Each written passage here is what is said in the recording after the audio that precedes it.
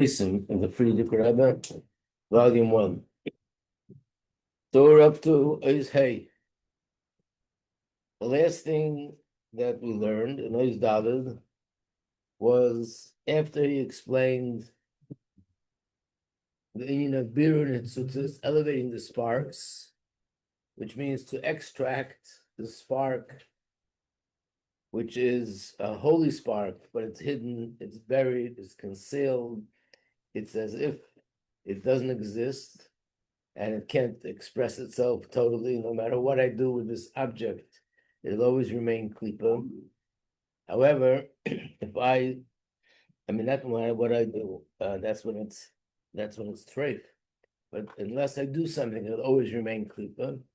But if I do make a bracha on it and use it in a positive way, I'm extracting the godly spark, I'm elevating it, and reconnecting it to its source. But then he went into the difference between elevating the spark that's in food or clothing or any physical article compared to elevating the spark in an soil. And he explained that the difference is that when you're dealing with food or other gashmistic thing, the way to elevate the spark is by engaging with the object, engaging with the food that I'm eating, engaging with the clothes that I'm wearing, I'm engaging with the room that I'm elevating, with the table, with the chair, with the furniture, whatever it is that I'm elevating, is by engaging with it, by actually using it to serve Hashem. So if I want to elevate an object like a pen, is by using it to write something positive. And if I want to elevate food, it's by eating it. And I want to make clothing, it's by wearing it, and so on. Hashem came, unlike a Nisayan, the way to elevate the spark of the Messiah is by just the opposite, by disengaging, by ignoring it, by dismissing it, by not giving it any substance.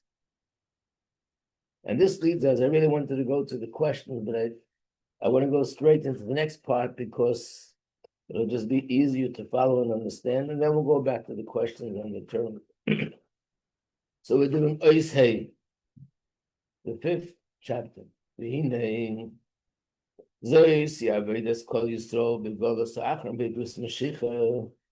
This is the main Avodah in this final Golus, the Ikvas Mashiach, which is called the Golus. Actually, there are two definitions for the word Ikvas Mashiach. Ikvas in Hebrew, actually this is Aramaic, right? Rose gave this principle that if you see Aleph at the end of the word, it's usually Aramaic. If there's a hey at the end of the word, it's Hebrew. So this is Aramaic. But the Hebrew word Ekel and the Aramaic word Ikwasa is pretty similar.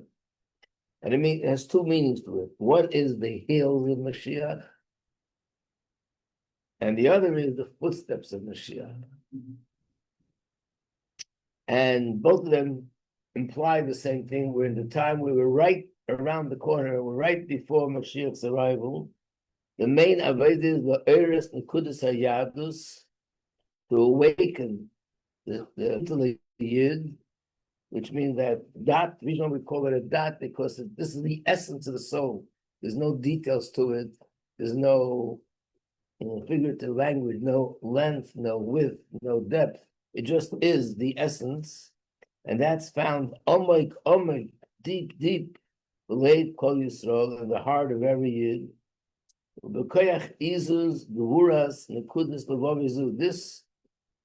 This essence is very powerful. It's unbreakable, something which is unconditional. There's nothing in the world that not only can break it, can even weaken it. And with that strength, a person can stand up strong, the whole take of ois, with all the force and might. The negative kol menei amakev. They stand up against everything that's blocking and that's preventing him the lumen Torah, the kaimus hamitzvos. Well, there's gabrav and the soyin, and to overcome the test. Overcome the test means lumen Torah, to learn Torah, the kaimus hamitzvos, to observe the mitzvahs. Now this line is very important, and we'll soon see how he elaborates on it. And the way to do it is by not paying attention to whatever it is that's blocking me, that's getting in my way. Not to even take it into consideration. Again, so I'll explain what that means. You can't compare this to the spark. That's in a physical object. Why? Which we need to elevate. Through our avodah. So we have to work with it, like we said before, to elevate it. Avakad, but in this case, in the case of an Asayan, Habir, the way to elevate that spark is by rejecting it, not by engaging with it, but like we said before, by disengaging, and by disengaging, we are rejecting it, and that's how it becomes non-existent. I know what does this mean? The Gabrus being an the way to overcome it, Messiah, to defeat them. So this is literally like a war. There's a confrontation there. There's a force that's trying to stop me from going forward, to learn Torah, to do mitzvahs. And there's a force in me that wants to do it. So there's a confrontation here. And this is about either I'm going to be defeated or I'm going to defeat the other force. So the way to defeat the other force is by pushing it out of the way. But he explains what that means. It's not to destroy it and overcome it by working with my mind, with my heart, and davening and learning. This is mainly through this essential power that comes from the essence of the soul, in other words, to allow the yechida within me to come to the surface, and this nefesh shalakis that has this unconditional bond, unconditional attachment to Hashem, nothing could get in the way, and therefore kol ha'avodah lamed b'nisayon l'peil. The avodah is just to stand up to the test by actually doing that very thing that the other forces try to stop me from doing it. For example, if there's someone that's trying to prevent me from learning Torah, or something or someone that's trying to prevent me from davening to Hashem, the answer to that is just do it. It's not about thinking about it and meditating on it. Not in a way that I'm fighting with it, I'm wrestling with it. It's not in a way that there is a dialogue going on. My Yetzirah says one thing and I answer him. My Yetzirah says another thing and I answer him. But the way to overcome this is to just do it. Daven, learn, do the mitzvah that you're supposed to be doing, and do it with all the force. And by doing that, you're disregarding completely. In other words, there are other things in terms of serving Hashem that involves a lot of thought. For example, a person feels, I want to feel love for Hashem. You can't just say, just do it. It doesn't happen. I have to think. I have to think about Hashem's greatness. And then a thought comes to my mind, why is this so great? Because of this reason. Then there's a question. And then there's an answer. Like when you learn a mimer, you explain it this way, you explain it that way. Person wants to develop in their heart a feeling of awe of Hashem, which will prevent me from doing an Aveira. So I'm thinking about the greatness of Hashem, so I should feel awe. The greatness of Hashem is great because of this reason and that reason. And when I explain it to myself, there's a question and there's an answer, there's a dialogue. All these things are going on in my head. And that's what develops certain feelings in my heart.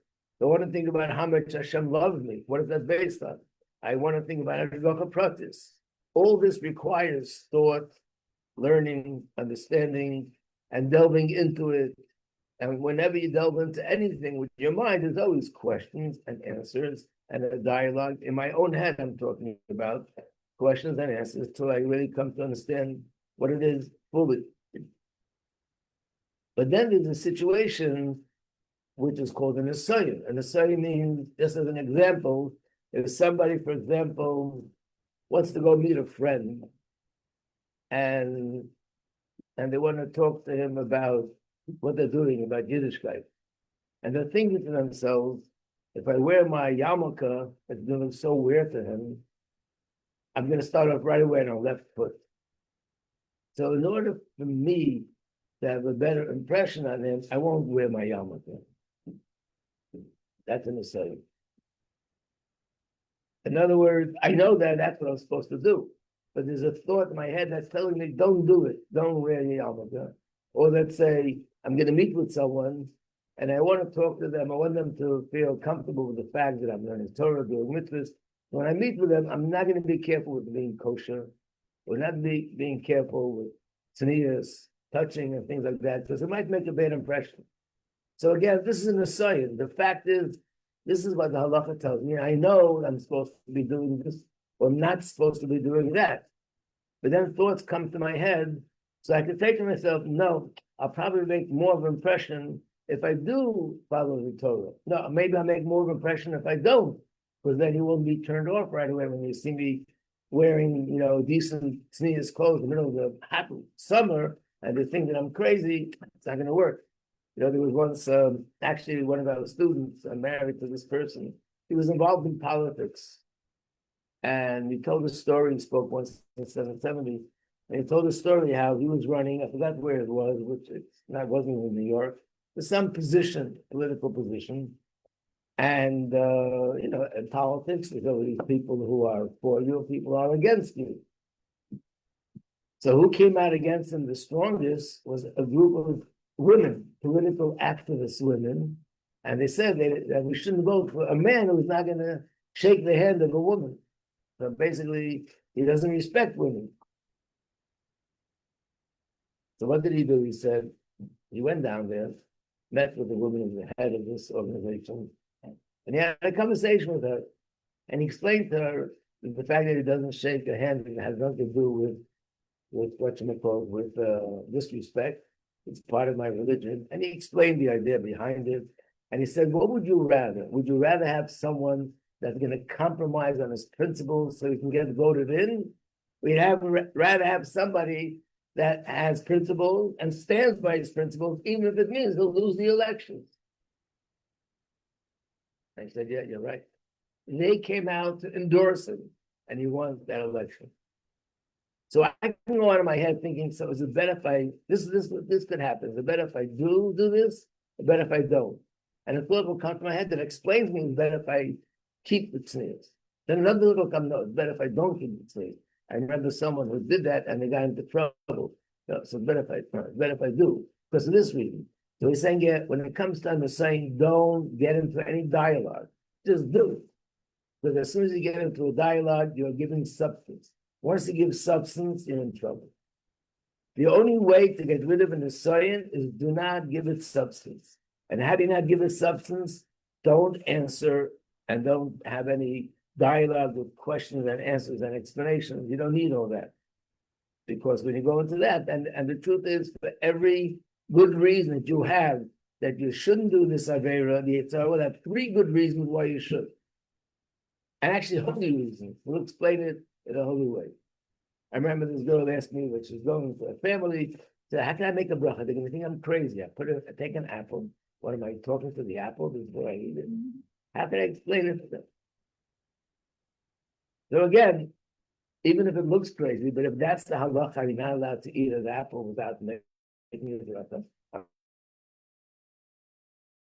I'm talking about someone who's already at that level. Once I know that that's it, then if I'm going to start looking for reasons why it's better not to, and then no, there's a better reason why I should do the bracha, and there'll always be another reason not to do the bracha, they never be finished.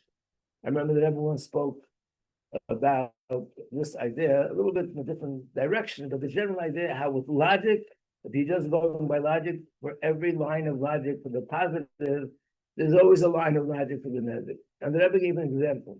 He said there couldn't be anything more logical than the mitzvah of kibbud avim, honoring parents. It's in the Chumash, in the Aseret HaDibros, it's in the 10th Commandment. And the most logical thing, these are the people that brought you into the world. These are the people that raised you. I went through all the things involved with raising a child when they're young and when they're older. You know, he wants to ask the woman, so when was it easier for you? When the kids were little or when they got older? So she said it was much easier to carry them on my hands than to carry them on my head. You know, that's the difference. So you go through all that. Of course, they deserve to be respected. I'm not talking of a Chas v'Shalom situation where parents abuse children. And they're going to normal situation. The Rebbe says then a person who desires not to fulfill this commandment comes along and says, you know, the truth of the matter is my parents never did anything for me. How could you say that? Whatever they did for themselves.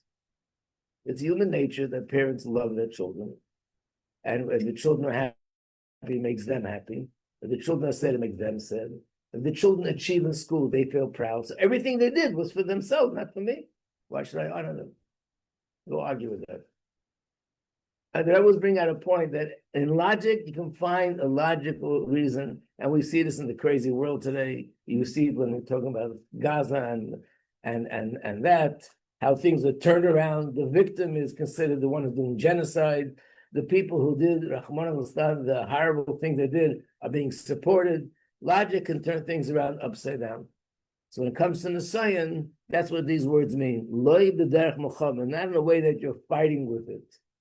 Loi b'derech taina or mina, the other one that's underlined. Taina means an argument, or mina and a counter argument. Yes. What if you were trying to not give the thought substance, but just Keep not coming back. Yeah. Like I guess you need something to think about, or I don't know, distract yourself. Right. Distraction. But In other words, what? It has to be a good distraction too. Right. It can't be distracting from one aver to another. That's not gonna happen. No, it means to say that I know in my head that this is what I need to do, and I know that this thought is trying to convince me to do something wrong. So what I need to do right now is get this thought out of my head. And the way to get out of my head is not by this argument in my head, but by just dismissing the thought completely. And the way to dismiss the thought is by just switching to another thought, because you can't think about two things at the same time. So there has to be something that I know for myself, that this is something which will capture my attention if I think about it. I had a friend who there was some things going on in his life, and a result of that he was over like in a very bad mood. Then they bought a new house, and he told me that he's very handy, and he built himself an office in the house. So he built it with himself, with his own hands. He built the desk, and he built the bookcase, and he built shelves, different things in the room. And he said, these few weeks that I was doing this was the best time of my life. Anytime a thought came to me about those things that make me depressed, I just immediately switched about how am I going to do the desk and how am I going to do the shelves. And he knew that he is excited about it, so it captured his attention. And that's all you need. So, and that does, of course, if someone's going to say, if I think about something in Torah, that'll capture my attention, fine. But most people, that's not what captures their attention so much. So whatever it is that I know will capture my attention, help me distract, that's what I need to do. And once the thought doesn't come harassing me so much, I don't feel that insane is so strong anymore.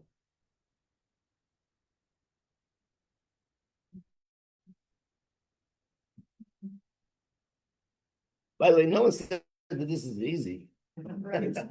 Just say this is the way we do it. This is the approach, but not that it's easy. In fact, what does he say here? The koyach to do it has to come from yichid, from the essence of the soul. Of course, it is very difficult. You know, when the Frierdiker Rebbe was arrested in Russia, why was he arrested? Because he was operating an underground operation, a crazy, unbelievable operation right under their noses. Had like a whole operation of kids learning Torah underground. Hundreds, not just 5, 10, 15, 20, hundreds all over the country. And he was the one who was also at the same time fundraising also underground to get money to finance different things that they needed, and so on and so forth. And the Rebbe said it would have made more sense for him not to be so aggressive and strong in what he was doing, because by doing what he did, which was he was doing so much that of course they the communists realized that, and that's why they arrested him, and that's why they wanted to execute him. If Chas v'Shalom they would have succeeded in doing what they wanted, then the whole operation would just collapse, because he was the nerve center behind the whole thing. He was the one who was motivating everybody. He was the one who was giving everybody strength to do it. No one else could have done it. So here comes a thought that says, really, you should have a serious nefesh, but here's a reason maybe to back off, because if you do this, you put yourself into danger, and then everything falls apart. And the Rebbe's answer was, he knew that he has to support all the activities of Torah, and mitzvahs, and Yiddishkeit on the ground, and therefore he didn't allow any thought. It wasn't even a question. He just didn't allow any thought to get in the way to be able. It wasn't a logical decision. It was something coming from the Yechidah. When it comes to the Yechidah doesn't even hear. The Yechidah is deaf to all the different arguments and all the different explanations. Just knows, I have to do this. And again, there are many different kind of tests. Everybody has their own kind of test.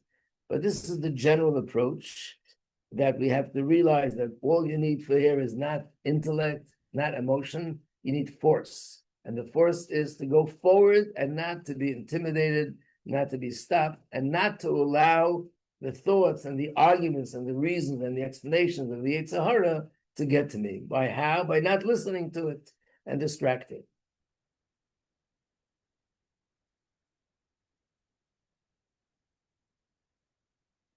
So again, let's say the words inside. Loi b'derech muchama, those are the words I underline, not in a way of fighting with the thoughts, not in a way that I'm confronting them and I'm wrestling with them. What does it mean, wrestling with them? Taina, that there's a question, or mina, there's an answer. There's an argument and there's a counter argument. And this is going on in my head. That's not the way to do it. But the way to do it is lumad or luspalo, to learn and to daven, l'snag, b'chadarki, atera, mitzvahs. Now, it doesn't mean that someone's in rush, I'll get to you in a second, they shouldn't hide underground when they're learning Torah. Of course, they did everything to protect themselves, but it means not to stop. Yeah.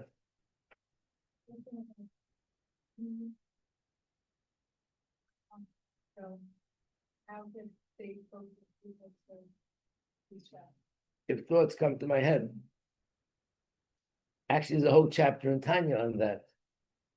And that's, I'm talking about the chapter 25 in the Geras HaKodesh, the one that talks about anger.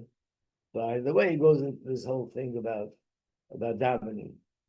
And he says that, of course, again, the same thing, that the main thing is, he talks there about an example. What if there's somebody, not a person, not me, a person standing next to me, and it's intentionally trying to interfere with my kavanah, with my davening, making noise, making jokes, talking to me, screaming at me so I can't concentrate. And the Rebbe says to distract. So basically, we could distract. The way to distract, if a person's in davening, is just to try to concentrate on the words, the meaning of the words, and as much as possible, not to. In other words, when a thought comes to a person, our nature is that we get lost with that thought. That's what happens.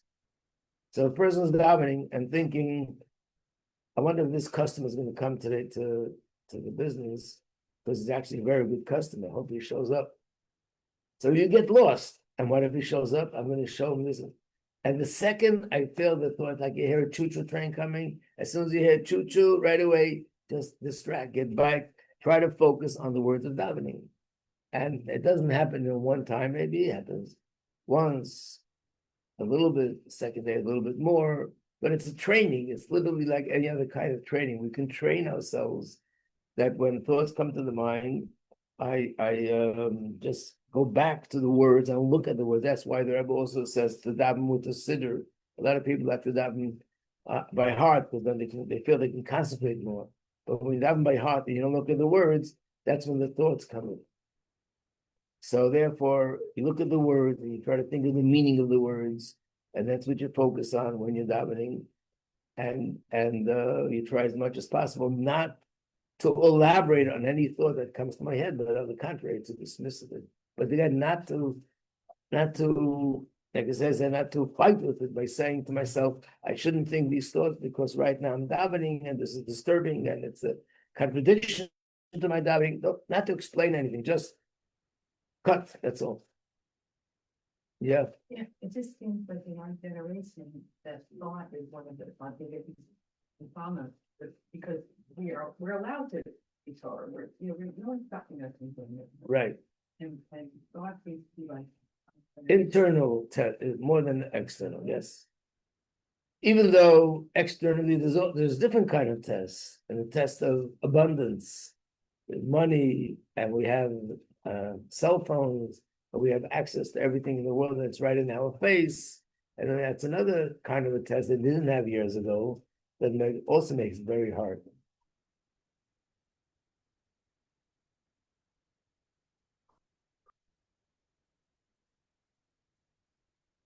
And I think it's also important to know that, generally speaking, there's a certain feeling in our heads. Let's say a thought comes to my mind. It's like the Gemara says that the thoughts that come to us like a fly. The Yitzhar is like a fly. You're learning, the fly comes buzzing, you go like that. Second later, zzz, just went like that. He comes back again. So you have a thought, I get it out of my head, I say a line in davening, boom, he's back again. So there's also a certain feeling that if I don't really master it completely, it's a waste of time. I didn't get anywhere. That's not true. Any time, even if it's just for 5 minutes, even if it's for 2 minutes, that I'm able to distract and daven and keep kavanas and davening, that is an amazing accomplishment. Because the Dr. Rebbe writes, there's an old chapter in Tanya B'lis also, chapter 27. Dr. Rebbe writes, we have no idea of the greatest pleasure Hashem has whenever Klippa makes an attempt to come to us. And I rejected that's called a skapia, what kind of pleasure Hashem has. Years ago, people did a skapia by not eating food, not sleeping so much. We don't do these things because we're not on that level, and we're not capable. It'll affect our health. What we could do is skapia in not speaking Lashon Hara to others and not allowing negative thoughts to be flooding my mind either, and be in my head rent free. I remember this woman once was going on and on. She needed to get away for a little vacation, but she can't leave the kids behind. And what's going to be? This is very common, and she can't go away, but she needs to go away. Finally, she was able to make the decision, and she's going away for a week. And she had a lot of things that were on her head. Besides the kids, she had other issues. That's why she had to get away. So I told her, don't give all those other people a free trip, to Mexico. If you're going, just go yourself, leave them behind. They're in your head. They're not going anywhere. So, and this is something which it appears as if it's impossible, but if you just recognize what it says in Chassidus that is possible, we're in charge. And yes, if we can do it a little bit today, then tomorrow we'll do it a little bit more and the more day. But and even if it keeps coming back for the next 20 years, it still doesn't mean that you haven't accomplished, because the mere fact that I don't allow the thoughts to sit there and to elaborate on them is already an accomplishment.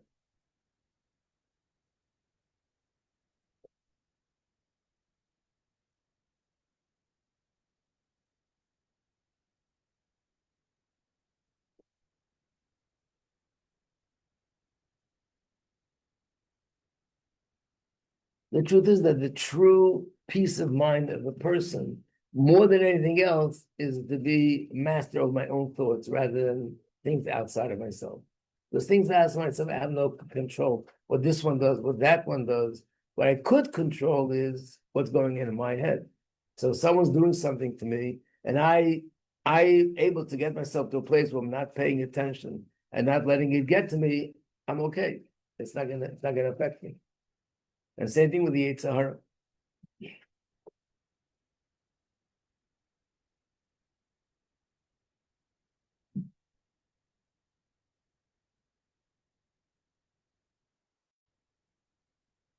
So he keeps on using the word to also underline that etzem yichidem, take it for atzmi.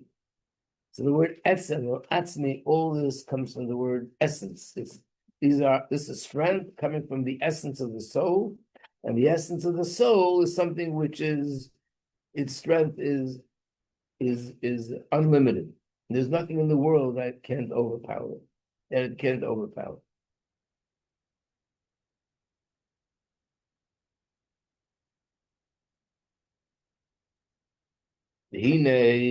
starting the line that begins with Al Hanisyonos, right in the middle.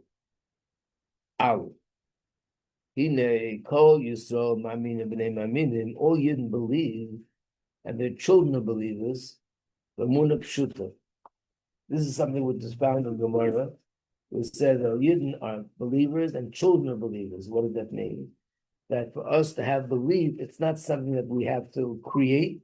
We already have it. It's in our genes, in the genes of the neshama. It's in our nefesh l'kis. It's natural and it's inherent in every Yid to believe. The fact that there are people that are lacking belief or having issues with belief means there are things that are blocking. And therefore, when I'm able to overcome those things that are blocking, I'm not really creating something in me that I never had. I'm removing the blockage and the natural amunah comes out. So Yidna Maminim, B'nai Maminim, Be'emunah Pshuta, with simple faith. The Hu Yizbarach with V'adei Hu V'ezolosei.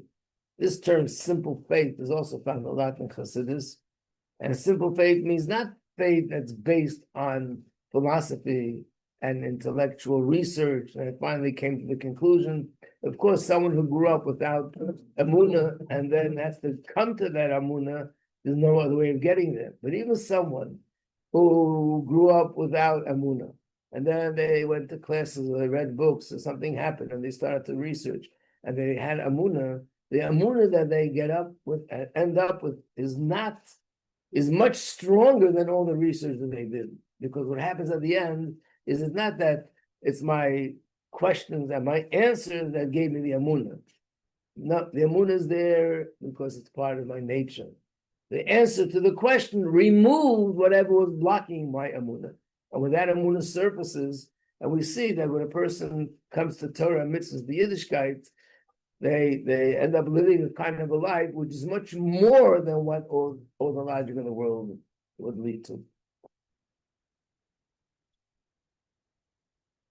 I once heard a speaker speaking, and he brought out an interesting point. This was years ago when AIDS was really captured the attention, and everyone was talking about it. And he said that they did a study. What are the statistics? How many people changed their way of life because they were afraid of AIDS, and especially the area of living more tznius alike. And they came up with the answer that the number is so small, it's not even a statistic. And he said like this, made perfect sense what he said. Look, here's something which is a fact. Everybody knows it. And there's so many people, unfortunately, that were victims. Everybody probably knows somebody, or at least knows somebody that was a victim of this disease because of living a certain way of life. And nevertheless, it didn't change people to change that one area of the way they live. When you go to a class and you learn something in Torah about this, about that, about the other thing, people end up making a change in their life, which is like 180-degree change. Eating and dressing and kashrus and tznius, their whole life changes around. If it was just pure logic, why don't you find it out there the same thing? And the answer is because by Yid, it's something much deeper. It's not just pure logic. The logic is there to push away the logic of the Yetzer Hara that's trying to stop me, that's trying to block me.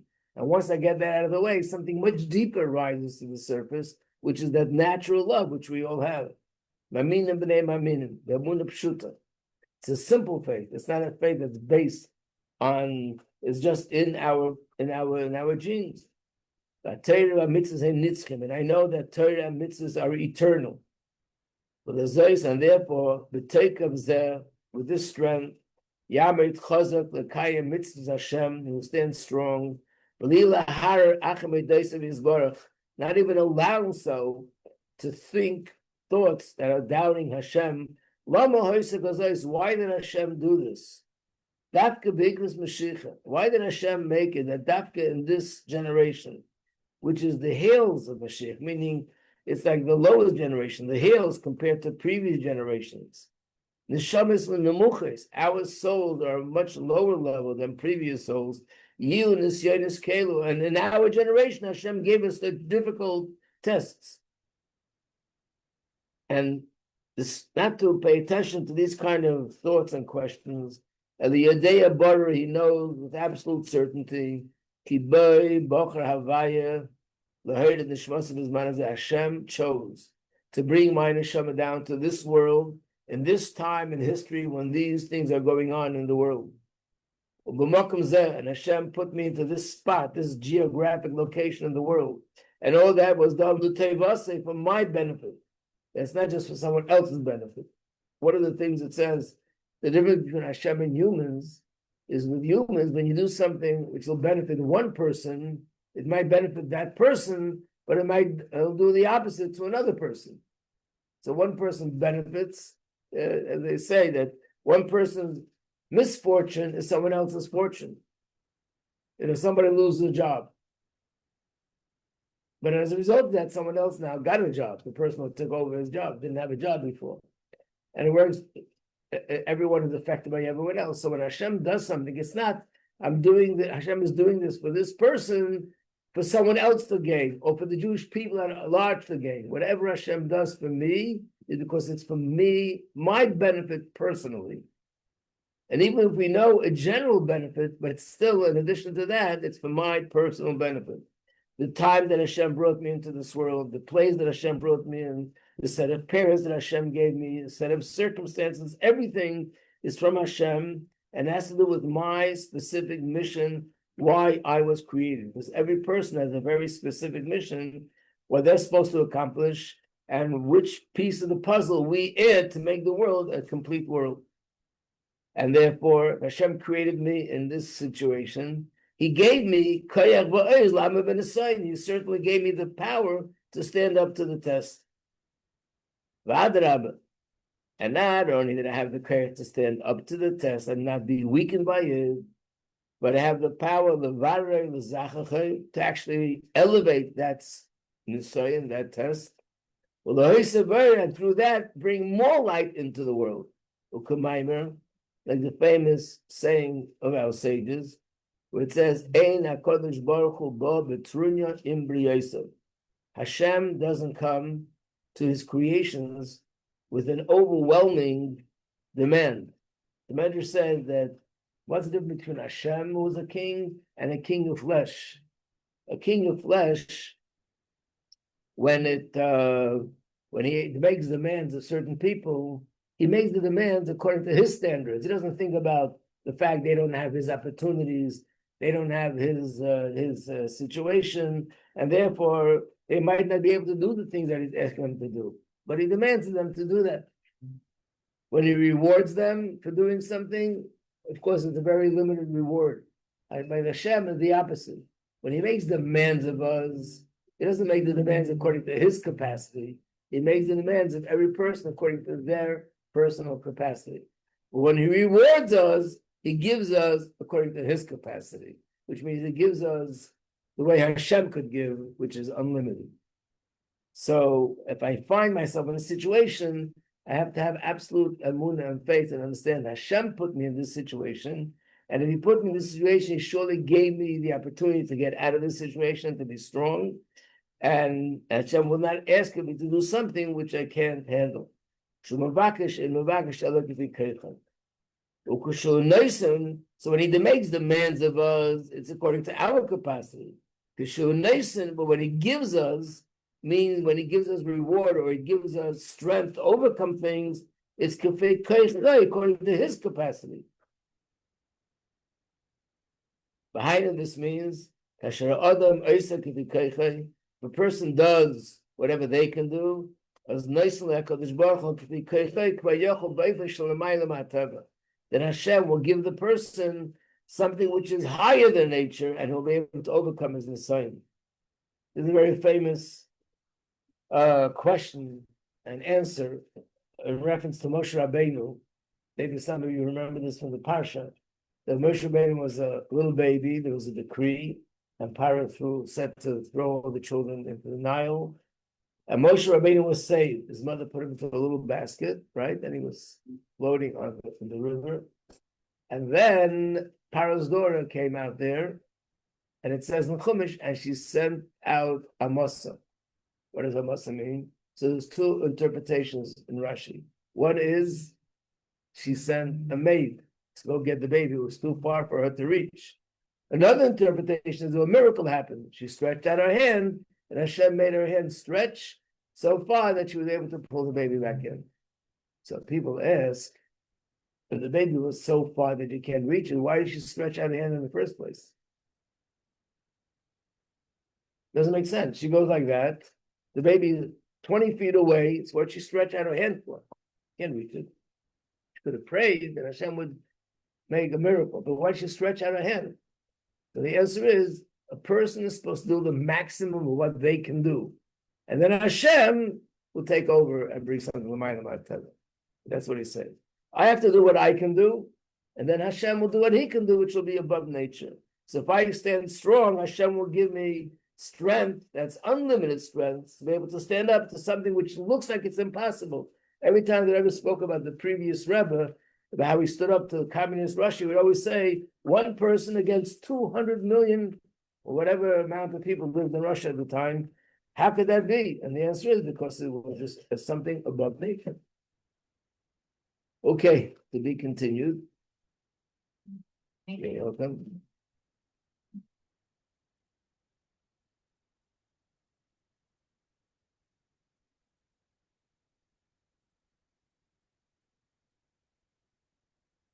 If a person has a test and they fail the test, the next time they have the test, they say, "What's the point? I failed yesterday." That's also the etc. What the point was? And disregarding it. What's the point in trying? Look, I tried yesterday. I tried 2 days ago. I tried 3 days ago. It didn't work. That's also Yitzhar. Don't give attention. Don't pay attention to that. They'll make it. Yeah, very well. Very good, everybody.